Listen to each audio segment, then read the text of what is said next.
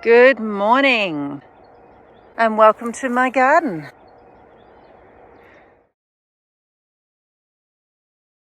Other exciting news, I have a new toy. So I'm very excited by my new machete and I used it for the first time this morning to do some chop and drop. I chopped cover crop down. So along here, originally when I created the garden, I planted a cover crop seed all along this side back in January and February. It was as tall as me and the king parrots loved to come here and eat the sunflowers. So many bees on the sunflowers and the crotalaria. Then I chopped the cover crop down. There's a row of weeds under there too, because all the weeds I spread out along the contour there, along the chop and drop row. And now I've put the arrowroot on top. And that will compact down over time. The other side, would have been 5-6 different times. I layered branches and leaves from down the front gully and it was higher than my knees many times over and it would compact down reasonably fast. Well, considering I started this whole garden in October and it's now May, I would have done it at least monthly. So I have no doubt that I'll be looking for more to chop and drop and place on this row in a couple of months. Mind you, it might compost slower during winter.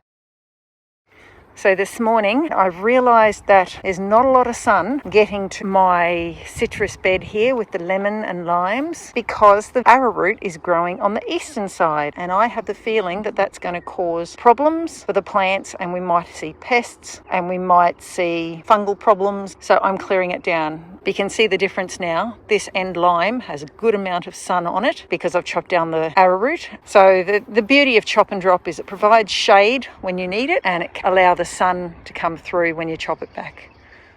Okay, it's all chopped and dropped. Now the citrus trees have got a lot more sun, so that should reduce the risk of disease. I pruned the lily pillies that we have growing near the rainwater tank. Came in very handy. So this is all planted up. And where did I put all my weeds? All my prunings? Well, that is where the chop and drop row comes in handy. So all my weeds came here. Now people have asked, have I ever had issues with the weeds growing back in the chop and drop row? No, I have not. And if they were to grow, they'd be easy to pull out because they're on top of piles of other weeds and other leaf matter. So I'd probably easily pull it. But more importantly, I'd just drop some more on top. The chop and drop row has additions put on it every time I weed. So it's a constant process. It is regularly as high as my knee, but that will sink down. In fact, arrowroot composts really fast. This lemongrass should have been chopped and dropped a long time ago. When a plant develops seeds or flowers, it starts drawing nutrients back out of the soil. And as a sacrificial plant, as a chop and drop plant, its job is to give nutrients to other plants, not to take them away. So I should have pruned that a long time ago. With continuing the cleanup this morning, I'm taking down some arrowroot. You can see that this arrowroot here is quite a large clump. Well, that was planted as one plant. So there's the size of your clump, and this is the size of the clump at the base after it's been chopped. That's quite a lot of width. That's pretty close to 80 centimetres, maybe a metre. It's beautiful, so lush and tall, and well, that one's a bit overgrown and a bit uncared for because that one has not had a chop. But these have had a couple of chops and they've grown into very lush clumps and it's beautiful and I love it. As I'm cleaning up this garden bed and getting control of the mess that it was, I'm aware that as I clean out, for example, this swale and all the weeds that are in it, I'm taking away the homes of some animals. There's a little frog that I disturbed when I pulled out the weeds along this part of the swale. And I guess I'm reminded that part of the benefit of a chop and drop row is that there is always going to be habitat for animals to live in the garden. While I might clean out that swale and they can't live there anymore, I'm always going to have this pile of mulch here with varying degrees of decomposition. And between the chop and drop trees, I'm pretty confident that there's always going to be a level of other weeds that are growing here because I don't need to remove them. So I'm thankful that this strategy of gardening with a chop and drop row will continue to provide habitat for the animals that are small but very important to the garden. I've done my work this morning and contour 1 on the south is all cleaned up. You can see the size of these arrowroot bunches They've become quite large, far larger than the single stalk that I planted. They grow really fast and they love to be chopped and dropped. I cleaned up along the back of my chop and drop row, my Syntropics, where I have an elderberry planted every 2 metres. And then I have a native plant every 2 metres. And then I have pigeon pea every metre along here. So these will become my source of chop and drop in the years to come when they grow bigger. Look at a huge pile of mulch. So fantastic. And that will be putting nutrients in the ground. It'll be keeping it moist. It'll be creating a lovely environment for lizards and skinks and beetles and spiders to live.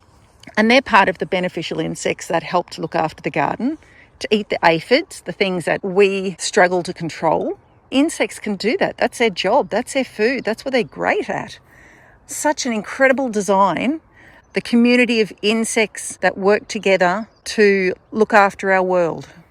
At one stage in the history of this garden bed, I brought in a trailer load of horse manure mixed with plentiful lucerne from their stable. What I didn't realise was there was also an awful lot of plastic in the load, and that was scattered throughout the garden. I did my best to filter it out while I was putting it on the garden. Here's some of the plastic that I found, and it was then I understood the very great benefit of growing your own mulch. Also, there are a couple of weeds that I didn't have in the garden before I brought manure home. That wasn't in my garden, and neither was that. So the benefit of growing your own mulch is great. Today I'm very excited to be cleaning up my second contour on the south. This bed has not had much attention since it was established. So originally it was going to be my banana bed, and I was going to have a full row of bananas. Well, that hasn't happened yet. So I mulched along the back with grass clippings to try and keep some of the weeds out of the garden. This is a cover crop that was planted here for fertility and to outcompete the grass. The cover crop has well and truly done its job. This legume will have put lots of nitrogen into the soil. The arrowroot is quite messy. It's falling over. Some of the branches are dying off. You can see it's flowering. When you chop and drop stuff all the time, you don't get to see the flowers. Just looking at this a bit more closely, you can see that one of these arrowroot branches have fallen over. And that one there looks like it's snapped too. It's not good for the plant to be left to grow unchecked. I know a few people that have a problem with pruning plants. I believe this is an example of when a plant will really benefit from a good prune. So learning about Syntropics, the idea is that you prune plants so that they can regrow, so that they can put more nutrients into the soil, and so that they can grow more biomass so you can chop it again. So the question becomes, would you always prune things rather than pull things out? The idea of cutting it also leaves the roots in the ground for the roots to decompose and become part of the biomass under the ground. As I've been pulling these out, I've become aware of the length of the roots. You'd think something that grows 2 metres, 2.5 metres tall would have bigger roots than this. It occurs to me that I'm actually leaving a lot of the root biomass in the ground. Maybe by pulling them up, I'm reducing some of the possibility. But then again, it's all going to go straight back on the garden as chop and drop along the back here. So I'm not throwing it out. Maybe it'd be ideal to leave it there, but in this case, trying to clean up the bed for more planting, I have chosen to pull it out. So this cover crop was put on this garden when it was first dug. This is its first time completely removed from the bed. Of course, all the cover crop went along the back of the bed as chop and drop. It's interesting how the change of season changes everything. The arrowroot grew really fast after being chopped when I pruned it over yonder about 2 months ago. But here, chopping down the arrowroot and lemongrass now, yeah, they have grown back. All this is new growth, but it's significantly less than it was when it was freshly cut in the middle of summer. I've had a cover crop sprinkled along here. And when that cover crop was done, I chopped it down, laid it down the centre chop and drop row, and now I've got planted my chop and drop plant. Basically, my chop and drop is made up of whatever's cheap. If it survives, if it does great, that's excellent, it can stay. But if it dies, it'll be replaced with something that can do a better job. And my goal is to keep adding organic matter to the garden, keep building it up. It'll be good for the plants. I found a little rodent this morning. I hope it's a native. They will live under these chop and drop rows, as will bandicoots, lizards, native frogs. I know the toads will live there, but we're just going to forget that and pretend they don't exist. Now, we all know I like my chop and drop and it's a very important part of what I do. You can see here, this is my chop and drop row here. This has been fairly newly established. One thing I noticed recently when I was working with my chop and drop rows is that the amount of moisture under them is very varied. The amount of moisture under a chop and drop row depends on what's in the chop and drop row. I remember having a dig under the chop and drop row on contour 1, pulling aside the branches and the sticks and the leaves that were there, and underneath it was so moist. There were a lot of earthworms and little insects. Recently I moved aside the chop and drop row on contour 3 here, and it was very dry underneath. And that was curious because chop and drop rows collect a lot of organic matter, and I would have thought they would have kept things moist like they did back on contour 1. But then it occurred to me that when you put leaves and twigs on a row, they are very airy. There's a lot of spaces that appear under and between the branches, so it doesn't stay moist as you'd think. I remember in the past when I did my chop and drop rows, I would put grass clippings on them, and that helped to keep them moist. So I've started putting grass clippings on my chop and drop rows again. This will give them a thicker layer, which will reduce the airflow within the pile and help it to break down and decompose. So there's not much grass growing around here at the moment, but as soon as we get some rain, I'll be loading this chop and drop row up with grass clippings to help keep it moist, to close off some of the airy spaces, to help it all decompose. Well, we've had our first rainy week for the summer, and that means I can start doing chop and drop. So this lemongrass and arrowroot is destined to be chop and drop along the back of this contour 2 on the south. This lemongrass here very much needs to be chopped and dropped, so that'll go on the bed too. I can actually use the lemongrass between the vegetables here because I can lie them down in straight lines, whereas the arrowroot takes up more space, so it'll go on the chop and drop row. Contour 1 on the north here doesn't have a lot of chop and drop in its row because I've had vegetables here. So it might be a great time to get some trees from down the back or down the front, some of the weed trees, chop off some of their branches and drag them up to be chop and drop here to keep the moisture in the ground while it's here. There's a long hot summer and it's still coming. We've had a lot of rain over the last week or two, and I'm thrilled to say that means it's time to do chop and drop. So this is one of the trees that I keep for chop and drop. I have discovered that it self-seeds prolifically. So when it rains, I use it as chop and drop. Another time I use it as chop and drop is when it is flowering. I don't want it to flower, I don't want the seeds to form, and I really don't want the seeds to propagate all over the property. That would be difficult to handle.